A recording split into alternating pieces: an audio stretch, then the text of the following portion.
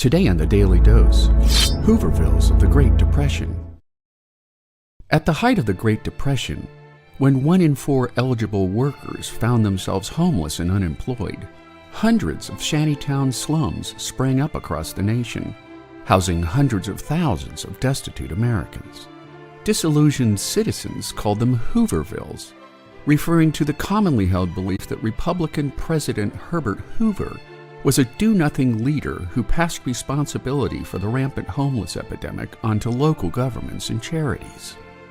Homelessness was certainly present long before the Great Depression, making the condition a common sight in most American cities well before the Black Tuesday stock market crash of 1929.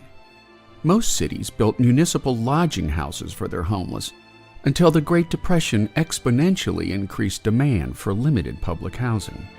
As a result, massive Hoovervilles formed around soup kitchens, usually trespassing on private lands yet tolerated or ignored out of dire necessity.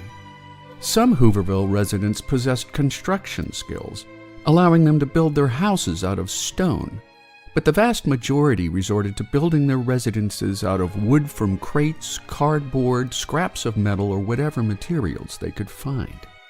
When a Hooverville formed near the reservoir in New York Central Park, the residents were hastily evicted by the police.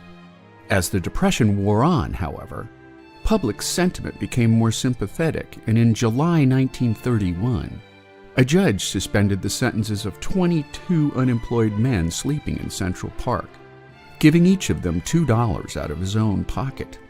"We work hard to keep clean," one of the men said to the judge, "because that's important. I never lived like this before." In 1932, Democratic presidential candidate Franklin D. Roosevelt campaigned for the forgotten man at the bottom of the economic pyramid. After his election to the White House, at his direction, Congress passed a series of emergency measures known as the New Deal for the American people, forging a new government agency known as the Works Progress Administration, or WPA. The program would grow to employ 8.5 million people and spend over $11 billion as it transformed the nation's infrastructure by putting Americans back to work. And there you have it, Hoovervilles of the Great Depression, today on the Daily Dose.